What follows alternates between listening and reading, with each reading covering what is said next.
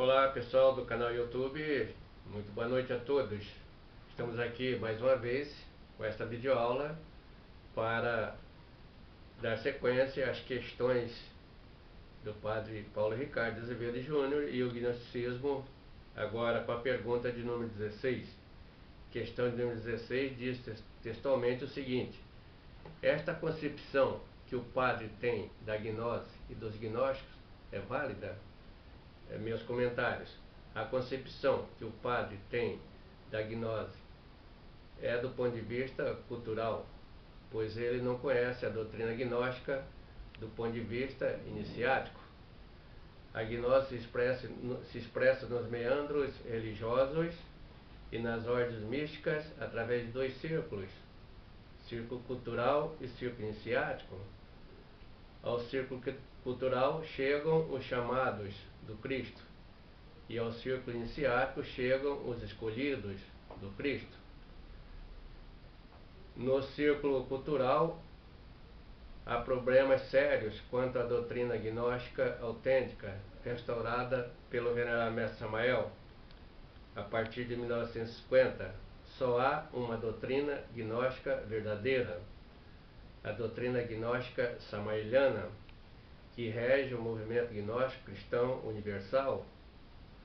No círculo cultural da gnose há muitos pseudos gnósticos, há muitas ordens místicas, muitas linhas filosóficas, políticas, mercantilísticas, etc., usando indevidamente o nome da gnose para a defesa de seus reais interesses, que são comerciais, políticos, sociais, filosóficos, etc.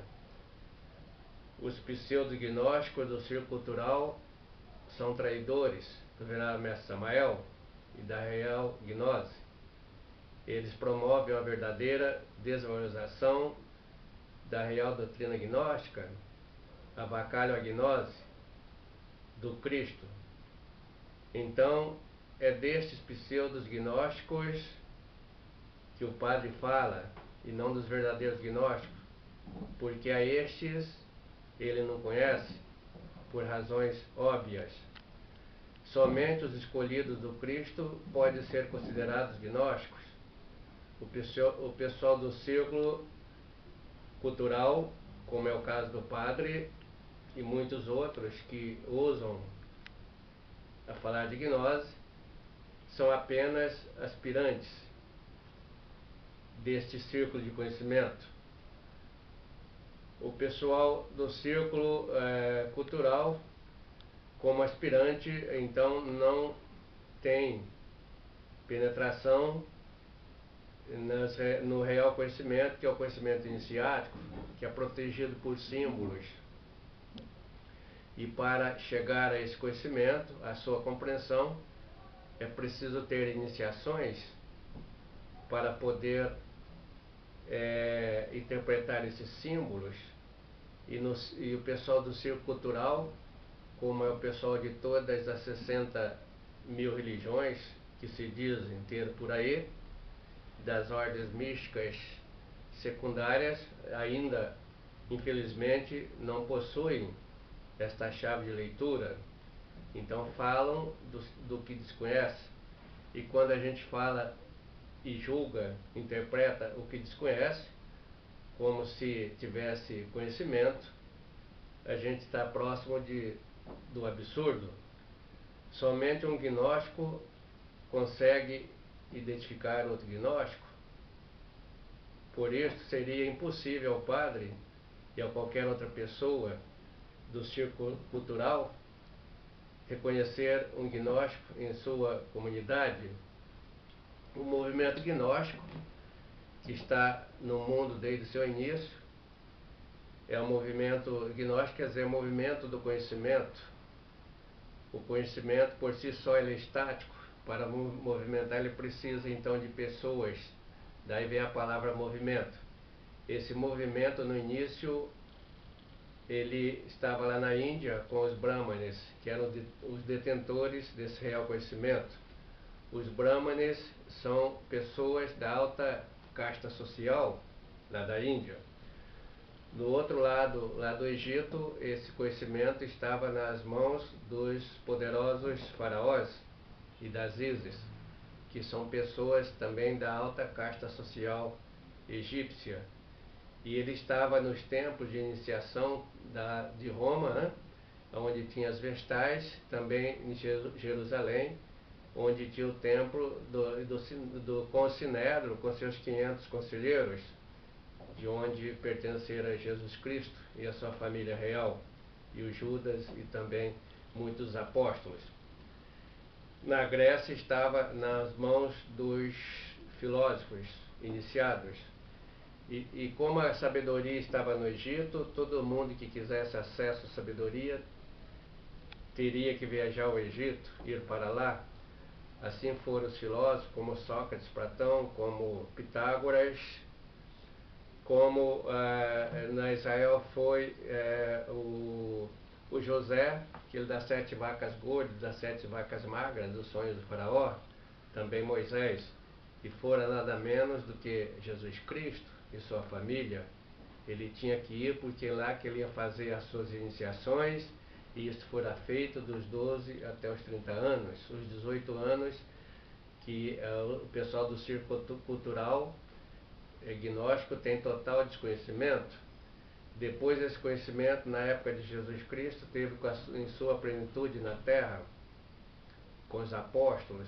Jesus pertencia ao grupo dos nazarenos, de estudos gnósticos. Paralelo a ele tinha o grupo dos essênios, de seu primo João Batista. Com a morte de Jesus e os seus apóstolos também morreram, Roma passa a perseguir os cristãos, aqueles cristãos, os primeiros cristãos. Os primeiros cristãos tinha dois tipos: os de autonomia, que possuem um governo próprio, né, os iniciáticos, já iniciados, e os também culturais. Roma ataca todos. Depois resolve assumir a igreja através do imperador Constantino, que se diz o segundo Papa, e passa a perseguir somente os cristãos do círculo iniciático. Então eles escondiam nas catacumbas para fazer os seus estudos, as suas práticas. Então a gnose ficar escondida. Roma fez isso pela sua igreja porque perseguia esse pessoal porque eles não dependiam do intermediário para entrar em contato com o divino, entravam por si próprios. E Roma queria que eles ficassem condicionados à dependência de um intermediário, de um bispo, de um padre, de um papa que era o intermediário. Daí, como eles não aceitavam, abria fogo contra eles, passaram a perseguir todos, queimaram os livros gnósticos, o imperador mandou queimar. Por sorte, alguns foram escondidos e depois foram achados, como a biblioteca de Nag Hammadi e os livros também lá, que foram achados no Mar Morto, o pergaminho do Mar Vermelho, né? Entre estes tem o Filósofo de Fumena, um livro achado no Alto Egito. E entre esses estão os evangelhos que vêm modernamente contando a real história. Esses livros, para a igreja que sempre perseguiu os gnósticos, passaram a ser apócrifos.